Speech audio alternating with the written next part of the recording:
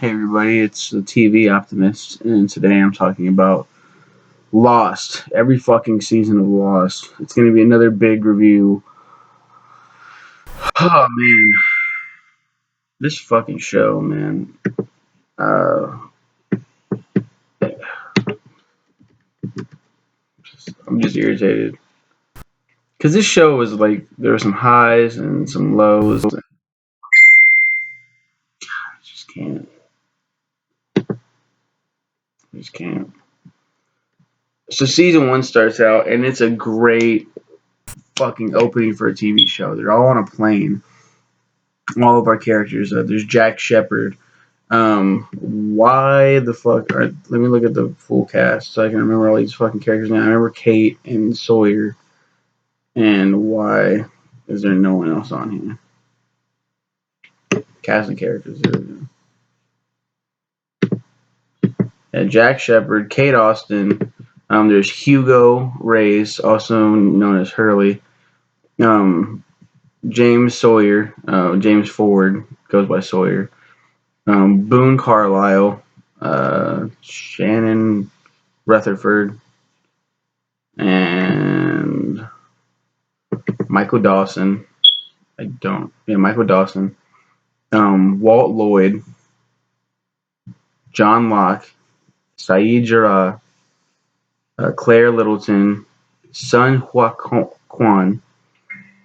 Daniel. Whoa. Jim Soo Kwan. And Charlie Pace. Man. Oh my god. See, there's so much shit to talk about. All these fucking characters, man. Just like a huge ensemble. But what was known best for what was known best for this show, what it did was that they crashed their plane, and then you get to meet all of these characters and see their flashbacks, and it's really cool. Like, oh man, it's like we're learning more and more about them as time goes on. And in this first season, there's like a fucking smoke monster. There's like, what is going on with this shit? They find a hatch. There's a bunch of other stuff that goes on. Uh, Charlie by far is like one of my most favorite characters ever. Like he's a he is a drug addict and a former rock star. Fuck, I forgot their band's name. It's been so long since I watched the show. And Charlie Pace has to kick this habit. John Locke is also a really good character. He's really mysterious. He's like, I love the island. I love what it's doing. This place is a miracle. It's a miracle that we've landed here. And everyone's like, what the fuck is this guy talking about? And his survival skills are on point, but like, is that why he fits so well in this element? Or maybe he's like a traitor, a spy. What is going on? And we see through flashbacks, like, no, this dude used to be crippled. Like he was. This might be in a future season where we find out how he was crippled. But his fucking father throws him out of a window, and he fucks his like back up really bad. He's permanently, you're disabled for the rest of your life. You're not going to ever walk again. And he lands on this island, and oh shit, I can walk again. He sees the wheelchair in the opening shot where there's fire and everything's going on, and people are trying to scramble together. And he's just like, he sits up and he's like, oh my god, like I can fucking walk again. Was it the plane crash? That doesn't make sense. That makes no sense. It couldn't have knocked everything back into place. He thinks it's the island, and a lot of other characters on this island feel the same way. I feel really healthy. I feel more rejuvenated. There's something with this island, but a lot of other people are like, we need to fucking go home. This isn't normal. We can't live on the island. And there's a ton of other survivors that they don't touch on. Like, there's a ton of fucking like no name people in the background just wandering around during shots. They don't meet or converse with a lot of these people, which is very odd to me. Like maybe it's kind of like you watch Survivor and like, oh, we like this person but we don't talk about this person. Maybe they're talking with each other off camera. Who knows, you know? But it's like, oh yeah, they have their favorites. I guess they know they're on a TV show. And at the end of the first season, Walt, Lloyd, uh, Michael, Jen, Walt, his son Walt, and Sawyer are going to attempt to leave on this raft. And this ship shows up, and they're just like, "Hey, what are you doing out here?" And he's like, "Oh my God, we were on flight. Fucking what was it? That's an important number too. That's important. Flight 815, Oceanic Airlines, Flight 815. We're on Flight 815. We're the people that crashed. We're on the island. We're trying to get out of here." And they're like, "How about you? How about you come on this ship? Give us the boy." Like, okay. And he's like, "Wait a minute." And he's like, just him. He's like, "We'll come on first." Like, no, just the boy. It's like, what? And then they end up throwing like a fucking like there's like a grenade and shit, and like then they snatch the boy and all the confusion. Walt's gone for the longest fucking time. We see him like maybe once or twice after that. Like it feels like forever. Maybe he shows up back in the second season, but it's like that's a big part. And I remember my mom watching it. My mom was a big Lost fan, and she was like, "Oh my God, they took Walt. Oh my God!" And I was like, "What does this mean?" And then I watched the show, and I'm like, "Okay, I get it. I know what's coming, but now I can feel the actual impact." And the thing about Michael and Walt is that they're really much estranged because I don't believe he knew about his son. Like he didn't know he had a son. He and his wife, girlfriend, person, whatever, broke up. He didn't know she was pregnant, and then she gave birth or whatever, and she never told him that that was her son. When then they finally meet, he's like, "Hey, I'm your dad." He's like, "Oh, okay." Like, no, this guy, this other guy, this my stepdad. That's my dad. That's my dad. You're not my dad. And he's like, "Oh fuck." Like, so he's trying to win over Walt the entire time. Now they're on the island. He feels like they have time to connect, but also he wants to prove that he can be the father, he can be the provider, and everything. So when they make the raft, and Walt's kind of impressed, it's like it's a really good bonding experience. And the Koreans, Jin and Sun, have a really fun relationship. Jin beats Sun. Like, he's really abusive. I don't think he actually beats her. Maybe there's like a flashback where he smacks the shit out of her, and that's not cool. But like, he's very emotionally abusive. He's just always yelling at her in Korean. Everyone else is like, "Why are you so like? Why are you being like this?" And he's super jealous and overly protective and shit. And like, Sun is always like kind of flirting with Michael, and it's like giving him looks and shit. And they're always like, "What the fuck?" And then it's revealed that Sun can speak English. She's known how to speak English this entire time. The reason why was she was going to leave Jin. Um, with this island, they have been brought together. Like in this season, Sun and Jin is reminded why he got with Sun in the first place. It's not just this business deal. He loves Sun. He really truly does. But the business has hardened him and has made him such a fucking prick. And I think she was like sleeping around with somebody else because Jin started changing, and then that made Jin even worse and made him the jealous guy that he is now. But she learned English from another Korean guy who knew English, and she was like, "I'm gonna leave him." And when they got on flight 815, the whole plan was for her to like leave as soon as they like landed. And then I think like he was on the plane, like he when his presence on the plane surprised her, like, "Oh shit, we're going together. Fuck, I can't leave him now. Like he's there. I have to do it some other way." And then it changes when the raft is explodes. She's freaking out, like no, Jin. And Sawyer is an asshole, is a complete asshole.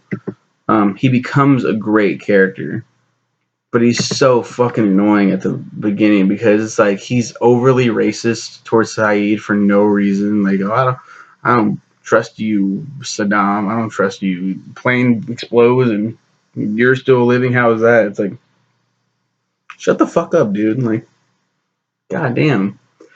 Um, and Jack is your clean cut. I mean, he's got a beard, so he's not really clean cut. Got like a little 5 o'clock shadow. But he's your typical, like, here I am, I'm the hero. He's the doctor, so of course he's jumping on everyone, saving them and shit left and right. Kate is an interesting character because she was actually a criminal. We don't know what she was arrested for, but she was arrested. She had cuffs on. When they landed, I think the cuffs like fell off of her or something, or like they broke off. So no one knew she was a criminal. She's just like, I'm not gonna let anyone know that. And then they start looking at the itinerary and shit and seeing everyone the flight manifesto, right?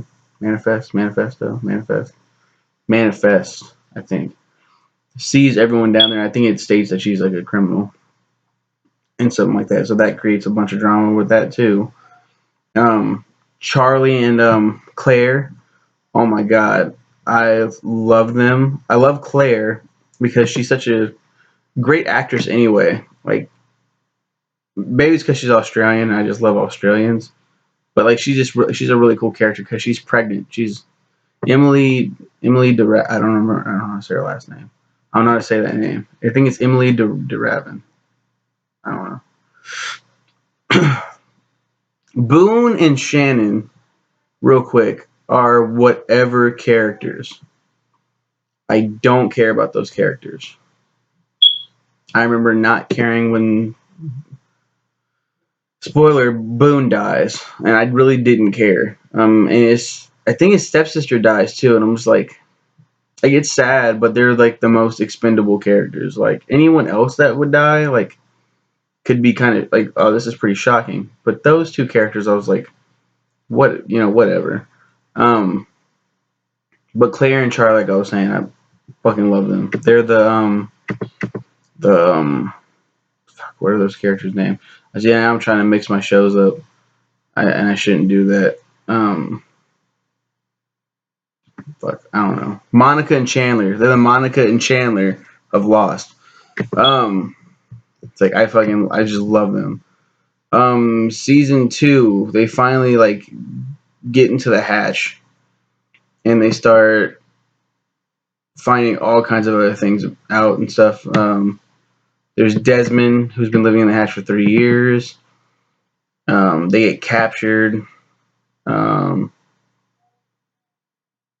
there's Penelope Widmore, who is in love with Desmond. Why is it not talking about this?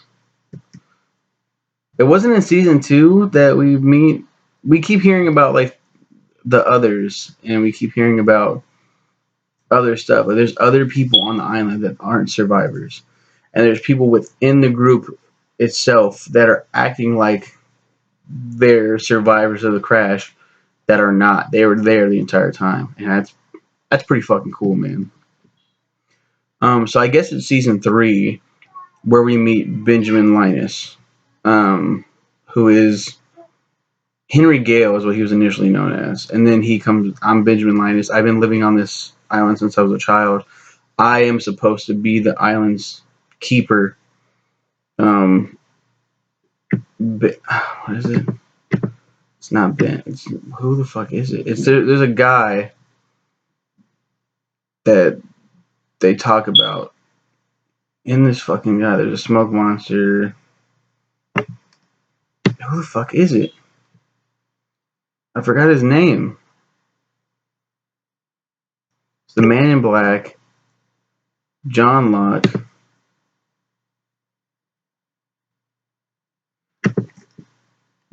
I don't know who it is.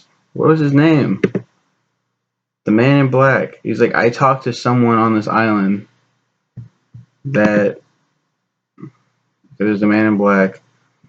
He's the brother of who? Can you fucking tell me who he's the brother of? Go down, go down. Jacob. God damn it. Sorry, everybody. Fuck.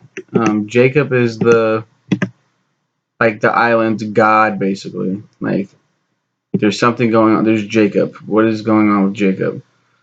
Benjamin Linus is like, well, Jacob commands it. It's very like Children of the Corn almost. Like, the he who walks behind the rose. Like, it's like, oh my god, this Jacob sounds really serious.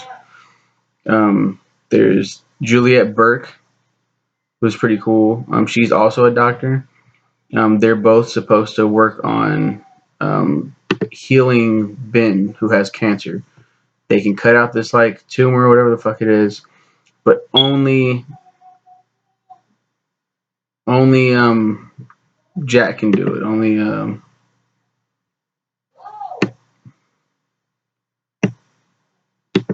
doctor. Yeah, only Jack can do it. They can leave the island in a submarine if he does it. And there's a bunch of it's such a stupid fucking show because everything that I'm talking about, it's like drawn out, and it doesn't need to be. It doesn't need to be this long. It's fun, but it doesn't need to be this long. Charlie, in season 3, drowns, and I was so fucking upset. You guys, like, he's such a redeemed character, and then to have him drown, saving the rest of it's such a sad death. It's like, really, like, that's shitty. And Jack goes to an unknown person's funeral. He has a beard, and it's like, what's going on here? Like, this is a really weird scene. Like, this is a really weird flashback. And then Kate shows up, and it's like, wait, he knew Kate before they met on the island, and he's like, we have to go back to the island, Kate. And it's like, wait, what's going on here? It's a flash forward. They've actually made it off the island. Some of the people have made it off the island. Some of the people have not. And Jack has a lot of guilt over this. He's like, we need to go back and save those people. You know, we have to go back. And he just feels like they have to go back in general. Like there's something that's driving it, which is picked up back in season 4.